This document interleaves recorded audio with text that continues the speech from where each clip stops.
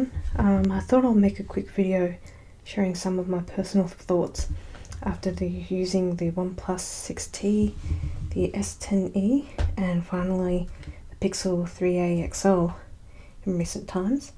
In summary, the too long don't read of this is I've decided to use the Pixel as my daily driver. The S10e will be my backup, which I also may potentially sell later on down the track, and I will be selling my 6T later on tonight. So the stats are pretty easily searchable for each phone. To quickly summarize some of the pertinent factors, out of all three phones, the 6T is the most powerful. It has 8 gigs of RAM, and this particular one has 128 gigs of data. This is followed by the S10e, which is 6 gigs of RAM and 128 gigs of data.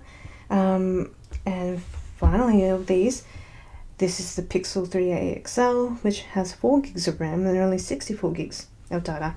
And by the way, I've put all the screens on 50% brightness just to show you the differences in the brightnesses of the screen. I think the OnePlus has an unfair disadvantage there, being in the glare of the light, so I'll just change it over there.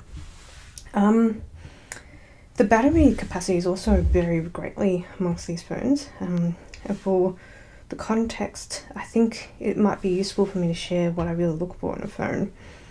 So I am a bit of a pixel peeper, so I do tend to prefer OLED displays with high contrast, but I'm also really super keen on battery life and the speed of a device, which is why the end conclusion as to this being my daily driver and this being my backup were really surprising to me. So perhaps I'll start by comparing the Pixel to the OnePlus, and I'll just move this little guy out of the way. You can see at 50% brightness, I think the S10e definitely wins. But so just comparing these two phones, they are very similar in size. And although this size felt big in the hand with the OnePlus, I feel that the ergonomics of the Pixel are really comfortable. The screen to me, now this is a bit hard to capture on video, but I think that the OnePlus does look clearer. However, I prefer the color calibration that's been done on the Pixel. And of course, color calibration can be changed by rooting, and I've rooted this phone, but I haven't put on any kernels. But I'll just be basing my observations from a stock experience of what the average person may see. So in terms of battery life, which is the next thing I really look out for in phones, from anecdotal memory, I think the OnePlus does better with stand-on time specifically, but they both produce fairly similar screen-on time stats. So an example of this would be that I charged my OnePlus earlier this week. I put it in the box, kept it in the box for 5 days, which was, still receiving notifications, but silently, and I returned 5 days later to find that it still had 44% battery left. And I just don't think that would be achievable on the Pixel. Another potential explanation as to why the Pixel does not have as good of a battery life for me is that I like the always on display on all the time on the Pixel, whereas that option isn't available on the OnePlus. So I think in the OnePlus, the ambient display only comes on when you tap to wake the phone or when there's a notification that comes in. Of course, with more RAM, double the RAM actually, 4 gigs compared to 8 gigs, the OnePlus is also speedier, which is the next criterion I look for in a phone. That's best seen on apps like YouTube Advanced. So I'll just try and show you an example here. We'll look up. Oh, do I have Advanced? I think I do. I hope so. Oh, I don't. Okay, never mind. I thought I had YouTube Advanced on this, but probably don't, which is a bit of a shame. But on the Pixel, when you go into things like YouTube Advanced, there is a little bit of loading time, and that's whether you're on Wi-Fi or on whether you're using data. And even when you scroll, there's a tiny bit of a wait as it loads up the videos, and that wasn't seen on the OnePlus at all. The Pixel is made of plastic or polycarbonate, whereas the OnePlus is made of metal. And I thought, you know, given that I really like the iPhones and I really like the HTC One M8, I thought metal phones is the reason why I like the feel so much, and yet here I am preferring the Pixel. So based on the spec sheets alone, I thought I was 100% certain that I prefer the OnePlus, but I don't. And this is surprisingly the second OnePlus device that I've owned, because I thought I'd purchase it based on specs, and the specs always look good. This OnePlus 6T and the OnePlus 5 alike. But I always ended up selling the devices within a few months. And I think that just boils down to the user experience of both phones. I prefer stock Android. After this whole time of using all these devices, I've come to the conclusion that I really like stock Android. And although OnePlus comes really close to what stock would be like, I really like the little things that Google has done, such as that squeeze feature, which I thought was a bit gimmicky but has become really helpful.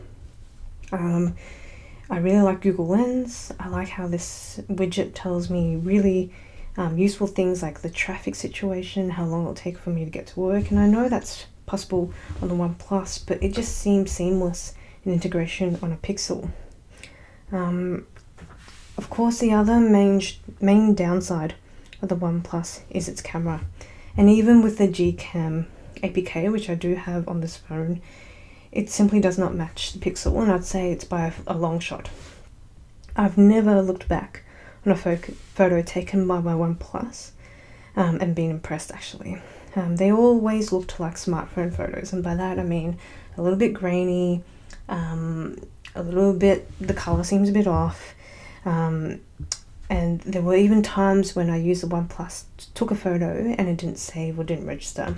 So there were quite a few lost opportunities, and even I don't take photos that often, but I just couldn't justify that experience with a cheaper phone, and I was settling, and that's exactly what OnePlus does not want us to do. Never settles, their slogan, and here I was settling with a camera that sometimes didn't take photos. So that's why this phone is going to be sold tonight.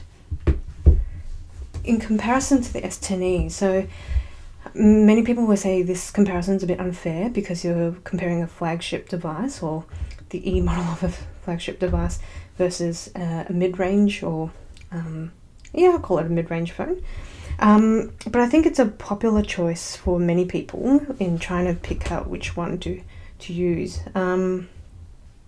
So just as a forewarning, I have the Exynos version of the S10e, which is the only one available in Australia, and my experience with the battery life has been pretty poor.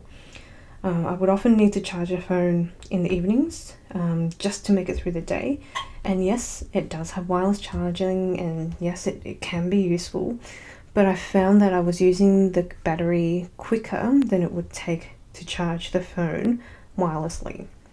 So, but there are a few things that I do like on the S10e. I think it's got a fantastic screen, as seen by the 50% brightness, and you could really see the difference there. I think the S10e has that quality that the iPhone 10 had, where it just looks like the image is closer to the glass somehow, and it looks like a painted picture. And disclaimer, I do have a glass screen protector on my Pixel here, because I was a bit worried about it not being Gorilla Glass. But even then, before I put the screen protector on, I think the screen looks better on the S10e. I also like the fact that it has Instagram integration in the camera, so you don't even need to use the app, and I found the app was a massive warp of procrastination for me. So to take a photo and just upload it from the camera app to Instagram was pretty cool. But the photos taken on the S10e, they tend to have a yellow tinge, which I'm Asian, so that wasn't too bad for me. But not everything in the world has a sunny lens to it, which I think is what Samsung tries to do with its photos. My main reason, awkward selfie that you saw there. But my main reason for keeping the S10e is for the size. I think it's a really helpful size, very pocketable, very travel friendly from that perspective.